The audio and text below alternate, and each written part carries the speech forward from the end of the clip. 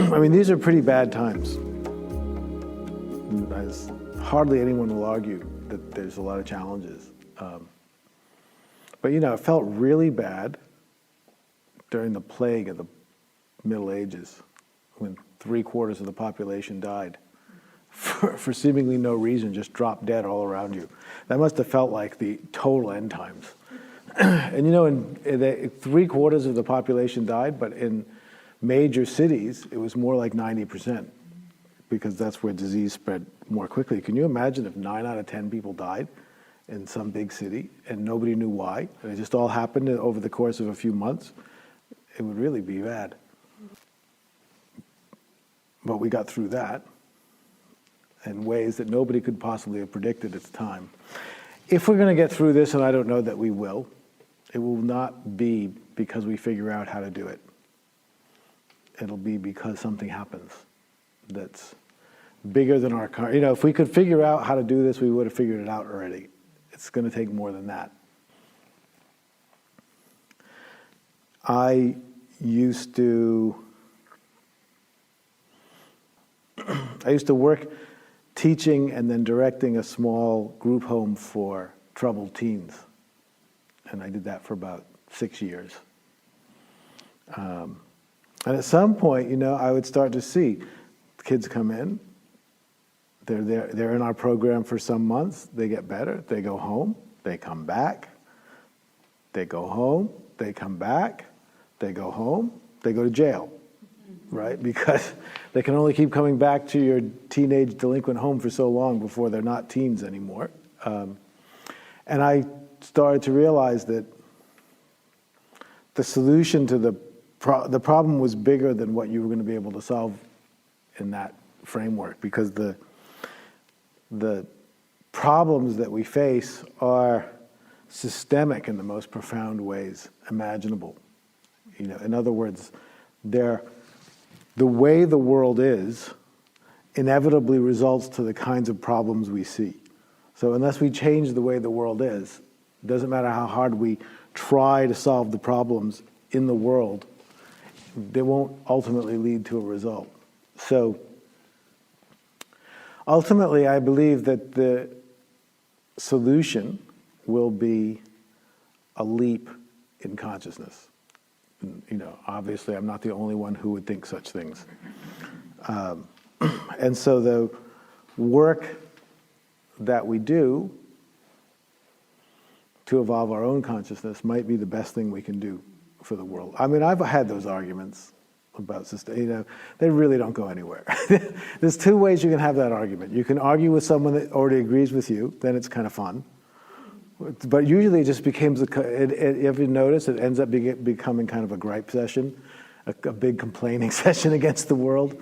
Or you have that argument with someone that disagrees with you, and that's no fun at all. And the amazing thing is, I have a friend who is a very lovely person, very intelligent, and an avid supporter of Donald Trump. So she and I disagree on a number of things. But the amazing thing is, I love to talk to her because she has very good reasons for coming to the completely opposite conclusion than what I've come to. So it's fascinating to see. It's all a matter of which facts you look at. Because if you look at these facts, you can make a very logical path to a conclusion A. If you look at a different set of facts, you can make a very logical path to conclusion B. And there's no way she and I are ever going to actually agree, because we're not really living in the same world. She's living in a world where she has these concerns, and I'm living in a world where I have these concerns. These concerns lead to one conclusion, and these concerns lead to another. And I mean, I've spoken with her for hours. We never really argue, because we like each other, so we kind of have fun. But we just never agree either. It's impossible to agree. We can only come to an agreement that we don't agree. And we can see why we don't agree, because I think A, B, and C are important, and she thinks G, H, and F are important. And that's just a deeper, that's more an emotional conviction or a choice. So it'll be interesting as these days progress how your thoughts around the light at the end of the tunnel may or may not change. Because sometimes I look and it looks very bleak, and other times I look and I think, could happen any day now. Who knows when something miraculous is going to happen. You always have to go to the next level of the question, right? So the question is, your question is, how can you be okay with something that's negatively impacting you? It's actually negatively impacting you. So then I would want to go to the next level, which is to ask the question of, do you think it's possible to avoid being negatively impacted by things? If you do, then there's always going to be a struggle to try to get to the place where you're not negatively impacted anymore. But if you accept the fact that negative impact is part of human existence, then you can be okay with the fact that some things impact you negatively, right? And then it's, there's just no one that I ever know has ever lived any length of time without being negatively impacted by something, right? And I'm sure no one in this room ever has either. And I can probably guarantee you that you will never go any particularly long stretch of time without being negatively impacted by something at some point. So since that's the case and it's unavoidable, the best strategy is just to be okay with that. It's like, there's a great saying about something about the wisdom to know, to be able to discern between the things you can change and the things you can't change. And the wisdom to know the difference. So the domain of work that we're going to be paying attention to is only going to be indirectly addressing those kinds of questions. It is my personal belief that it is the ultimate solution to questions of that type and all others. But it doesn't address them directly because the work is happening at a different dimension of being than the one that we tend to be on, that we tend to be working on. See, this is what gives you tremendous hope about everything is when you recognize that all of our experience, the good and the bad and the indifferent, is a tiniest slice of a vast reality, most of which we have no conception of at all. So as grim as things can look in the slice of reality that we see, we really have no idea how quickly and how much things could change based on the fact that it's such a small part of a bigger whole. So this retreat is about spiritual abundance. Spiritual abundance means recognizing that you already have everything. So when you recognize that you already have everything, there's whole levels of question and issue and problem that it's not that they go away exactly, but they are seen in a completely different light. You may still have to have the conversations you're having, right? But there's so much space to your being that you can do it. You can do whatever you need to do. I guess the thing that I would want to convey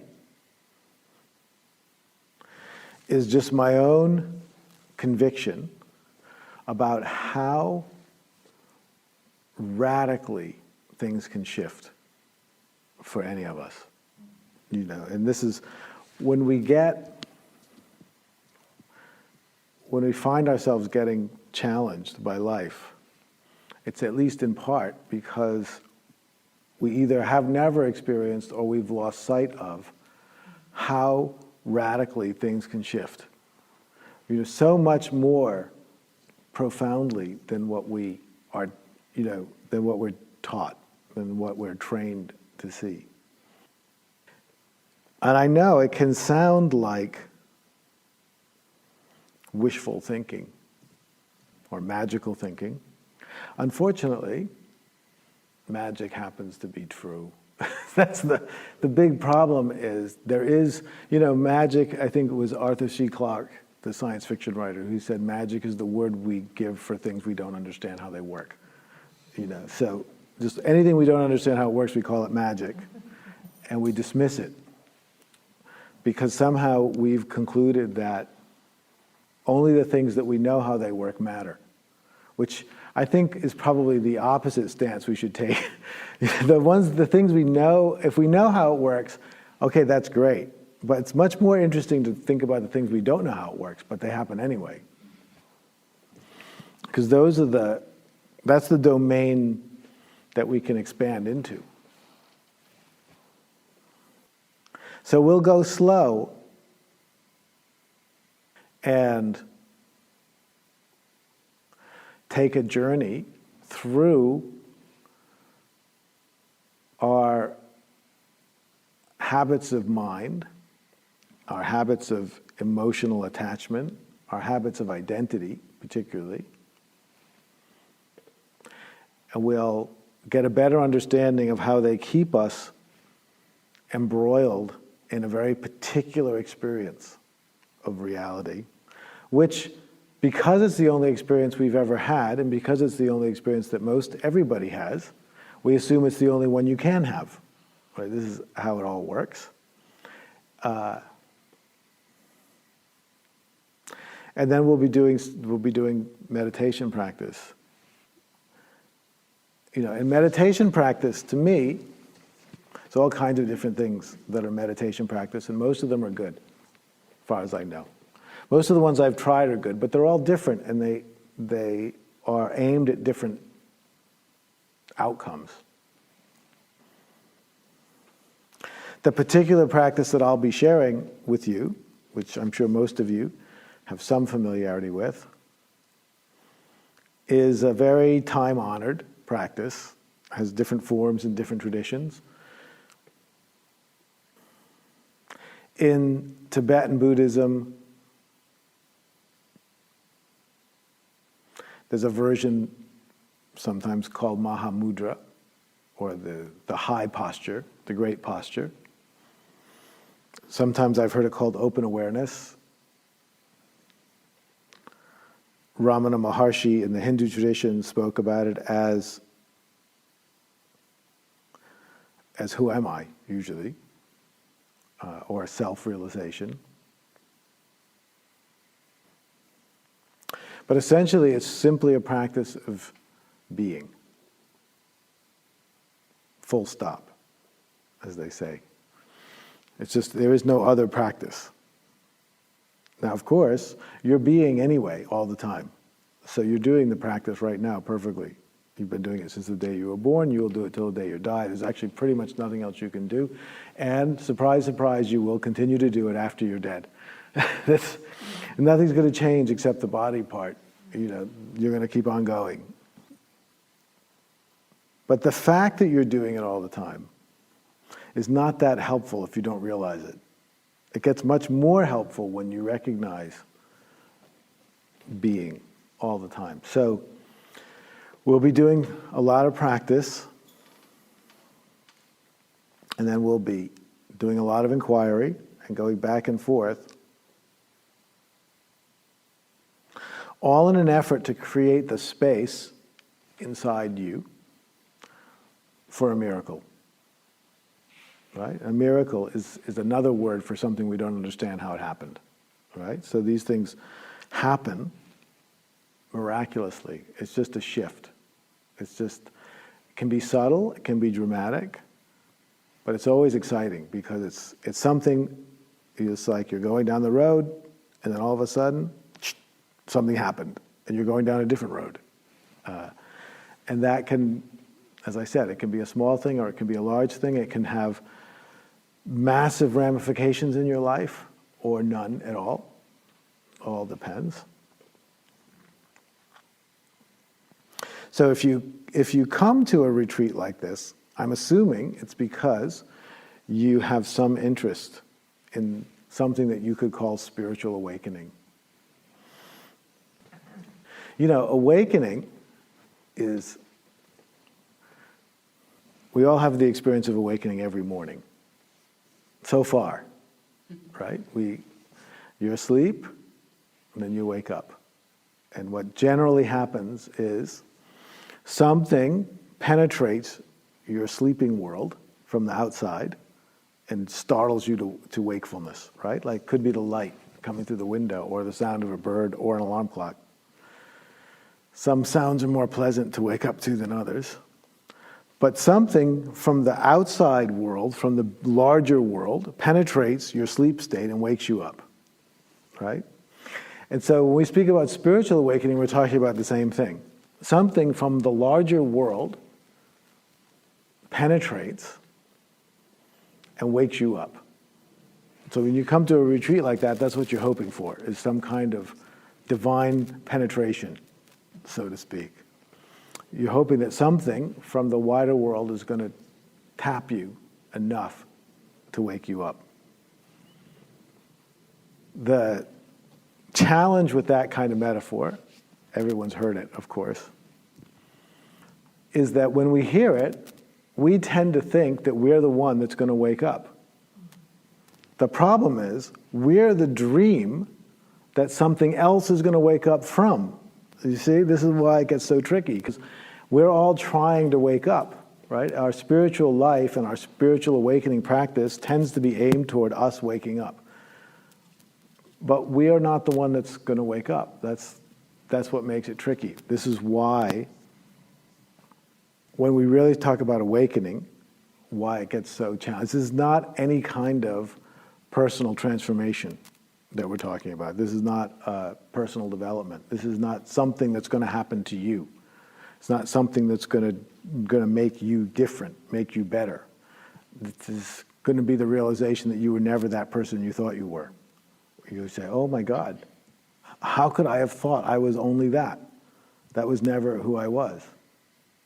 So the reason why you're here is because something wants to wake up.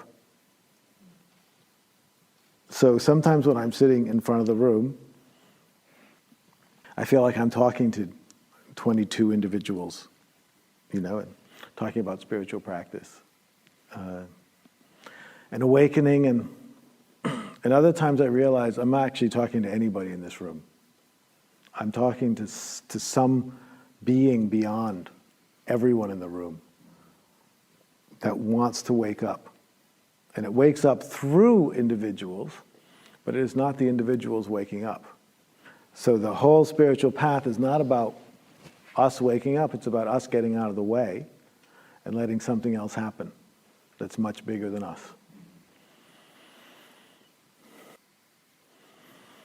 We're going to talk a lot about spiritual practice over the next few days, and a lot of it's going to be useful. But ultimately, there's only one spiritual practice, and that is surrender. It just means you give up, and you let go, and you stop caring about what's going to happen next. Because to whatever degree that you still have a stake in the outcome, you haven't let go of the wheel yet. Right? So this is all about letting go of control and letting go of the steering wheel and letting something happen that you couldn't possibly orchestrate in your most enlightened, awakened state.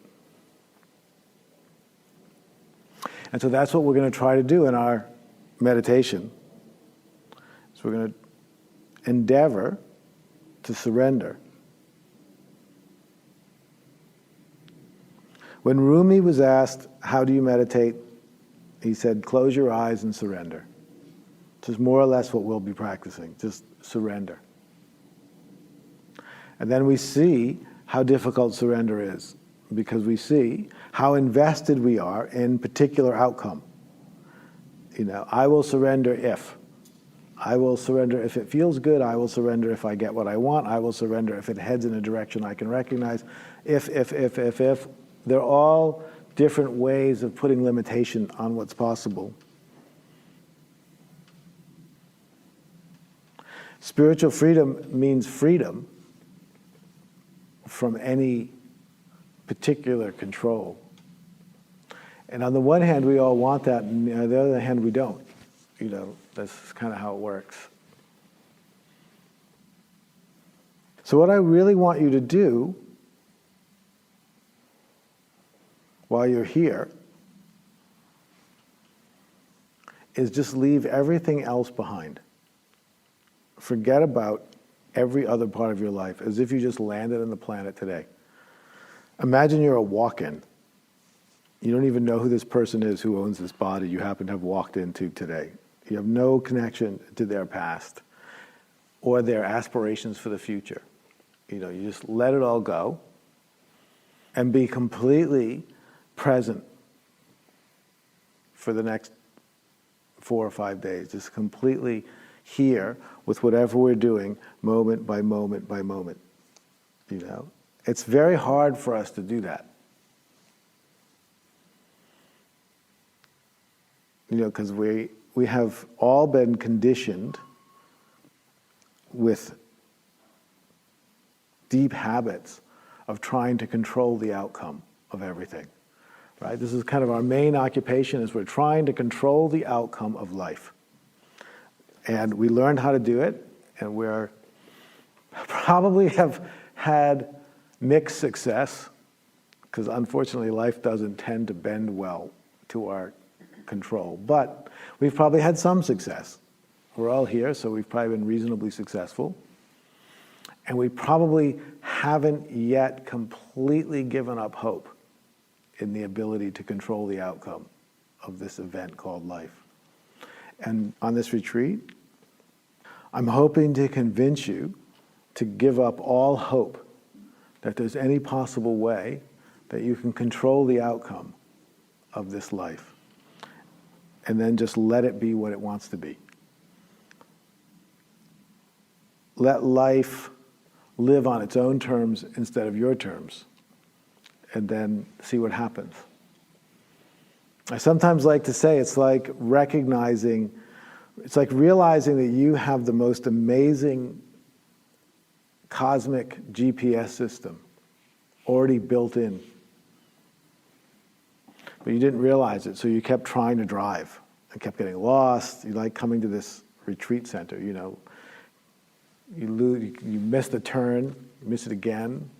You keep trying and working so hard.